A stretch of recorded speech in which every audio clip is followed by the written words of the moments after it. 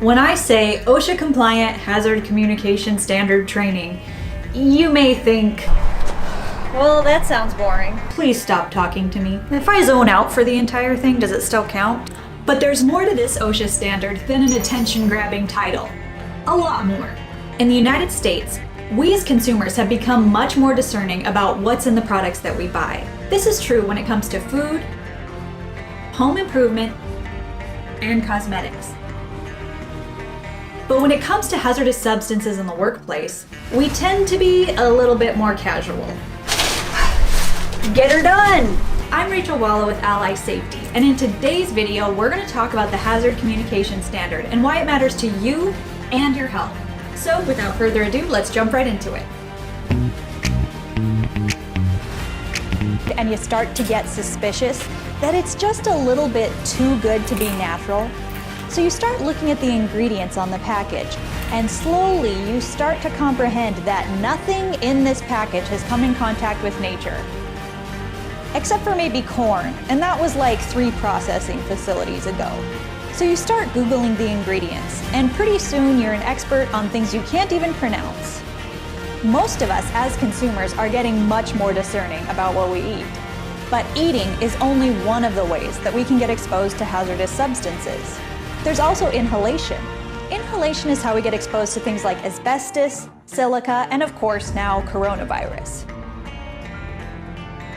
There's also absorption through the skin, which a lot of people tend to forget about. But remember, if you can get a dose of nicotine through the skin, or birth control, or vitamins, it's just as likely that you can get a toxic exposure through your skin. Or injection.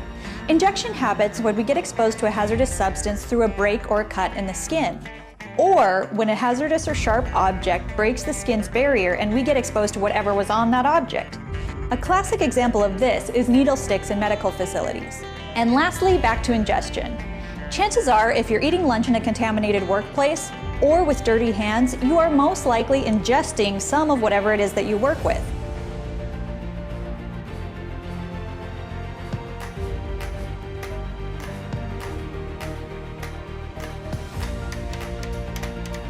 When it comes to hazardous substances in the workplace, we tend to leave that all up to our employer, despite the fact that our own actions have huge implications on our own safety and health.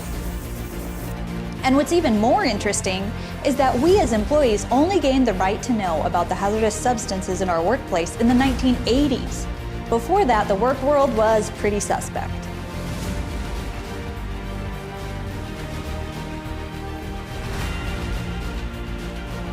You see, in 1983, OSHA implemented the Hazard Communication Standard. This was also known as the Employee Right to Know Act. But I want to talk to you about how we inspect for compliance with our Hazard Communication Standard for construction.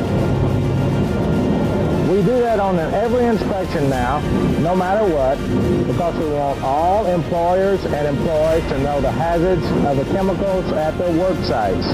The point of this act was for employees to be informed about the hazardous substances that they're working with and be protected from those substances. Most managers and workers don't know as much as they should about the chemicals they work with. It's also the same standard that gave us things like safety data sheets, or SDSs, and outlined how hazardous materials have to be labeled. Research hazardous chemicals for yourself. I think you'll agree that minimizing the risk of employee exposure to hazardous chemicals will result in a healthier, more productive workforce. This was a huge step forward in workplace safety. Now, if you're like a lot of people I know, you may be thinking, well, that's great, but have you ever tried to read an SDS? Not only are they boring, but you practically need a degree in chemistry to understand what they're trying to tell you. Well, I've got good news for you there too. Remember when we talked about the Hazard Communication Standard being the Employee Right to Know standard?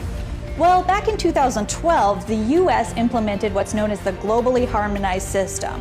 It was a really good thing for workplace safety, because although we got the right to know from the Hazard Communication Standard, this actually more gave us the right to comprehend. What I mean by that is they made SDSs and chemical labels so much easier to understand than they had been previously. So today, you don't need an advanced degree to understand what an SDS is saying. It's easy. There's super simple pictograms, easy to understand labels, and the SDSs are organized in 16 sections that are much easier to interpret. You can make a huge impact on your health and safety just by taking an active role and looking into what the hazards of these substances actually are.